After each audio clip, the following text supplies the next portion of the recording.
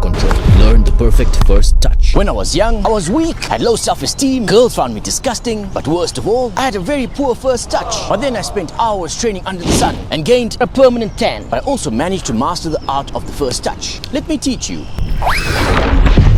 There are a few different ways to control the ball and a few different body parts that you can use. You can also use these body parts to do fancy skills, but I don't want you to worry about any of those. We're only going to focus on 3 body parts: the foot, the chest, the thigh. But if you do want to learn a fancy skill, stay till the end of the video and I'll show you an easy one that you can learn. Alright, you spectacular footballer, let's first start with our foot. There are 3 places that you can trap it with: your toes, your instep and your outstep. There are also a few different techniques that you can use when trapping the ball. The first and most basic type is the one where you stop the ball's momentum by applying an opposite and equal force.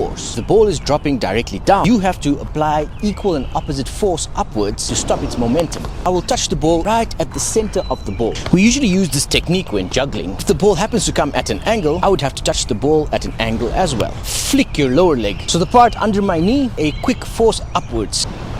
After you touch the ball, just simply move your foot away. So otherwise, it'll bounce off your foot. Now I like to use this part of my foot, the part between my toes and laces. So at the moment of contact, you want your foot to be as stiff as possible so that it's not moving around in too many directions. If you do struggle with locking your ankles, here's a tip that might help you. I squeeze my toes and point it downwards. You also want to touch the ball as close to the ground as possible. If I touch the ball when it's somewhere mid-air like this, it still bounces after I touch the ball. If I touch it close to the ground, less bounce. The best way to practice this is passing back and forth with your friend. Here you go, friend. But if you don't have a friend, the air and a wall will do just fine. Throw the ball in the air. As the ball comes down, flick your lower leg. So the ball comes to you at a slow pace. You will flick it softly. Simple, soft flick. When the ball comes towards you at a fast pace, you want to move your leg faster, so you'll swing from behind. Once you master the vertical drop, then throw it against the wall. First throw it from a few meters away. Angle your foot downwards so that it's faced the opposite direction that the ball is coming from. As the ball comes towards you, bring your leg up and flick it forward quickly. Then as soon as it touches, move your leg back quickly. Then kick the ball against the wall so that there's more speed. At first, you will suck, but that's okay. I used to also suck. My touch was all over the place. But if you practice this 30 times a day, you will receive some gifts. Not from me, but from your body. The first gift you will receive is ball-eye coordination, where at first glance, you'll be able to judge the ball's momentum and trajectory, allowing you to make quality decisions before trapping the ball. The second gift you will receive is the trapping skill muscles, which will allow your body to make finer touches. Okay, you spectacular footballer, now let me show you the cushion technique. Let's first practice the vertical drop. Angle your leg like this. Bend the knee. I like to angle my foot upwards so that I can cushion it between my toes and shin, like this.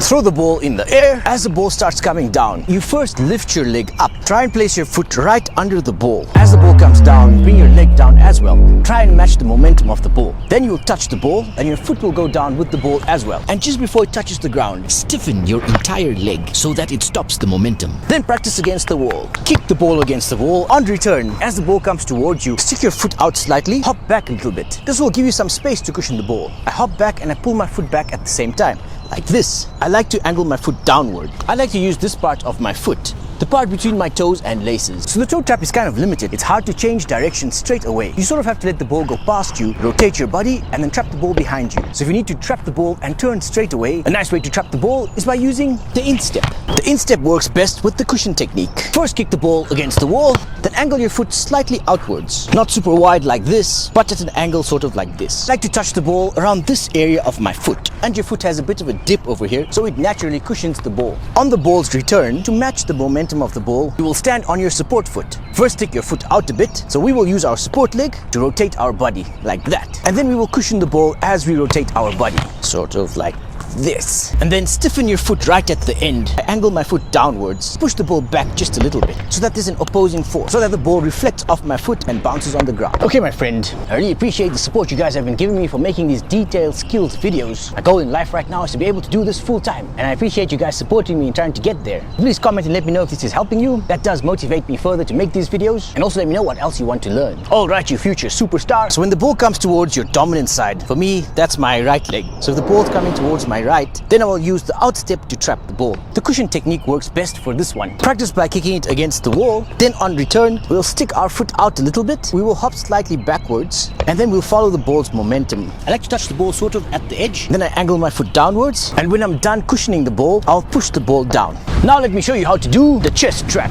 When the ball comes towards you at a really high angle, it's pretty difficult to use your leg. At that point, using your chest is the most efficient way to trap it. You can do it in two different ways. You can either chest it upwards or you can chest it downwards. First, you will open your arms out and you will chest the ball in the center of your chest. The chest trap uses the touch technique. We will counter the ball's momentum with a weird little jerk with our chest. It may look weird, but it works. First, practice by throwing it in the air. As it lands, bend your body back and reflect the ball's trajectory upwards. Kick the ball against the wall, And on return, jerk your chest up to reflect the ball up. bend your legs to give yourself some leverage. If the ball is too high, you can hop up and backwards to assist yourself. The ball's coming at a really difficult angle, then it's always best to chest it downwards. You bend downwards and then chest it down. Please be careful when practicing the chest trap. If it hits you anywhere below the chest, it could knock you out. I've been knocked out a few times before. Now let's learn how to do it with our thigh. The ball comes straight down, knee upwards, but most of the time the ball will come at you at an angle and below your chest. So first extend your knee outwards. As the ball comes towards you, bring your leg back so that your thigh faces downwards. The ball will hit against your thigh and go down. Now let me teach you how to do a very simple fancy skill. The only prerequisite you need to learn this skill is the foot stall, which is kind of easy to learn. Let me show you. First, bend the knee and angle your toes upwards so that there's a little arc between your shin and toes. Then simply place the ball in that arc. Easy. Now at first, you might lack the balance, so just keep practicing till you get the balance. Once you get the foot stall part right, extend your leg outwards like that. Then gently bring the ball down to your foot like this. As the ball gets down to this part, you will rotate your body. You will flick your leg up. Instead of lifting your leg up straight like that, we will lift it towards the side so that it counters the motion of the rotation. So my body will rotate this way, my leg will rotate backwards. Then we spin around and tap it. If you'd like to master the art of 1v1s, please check out my course at bowlerskills.com. Otherwise, you can check out my other videos.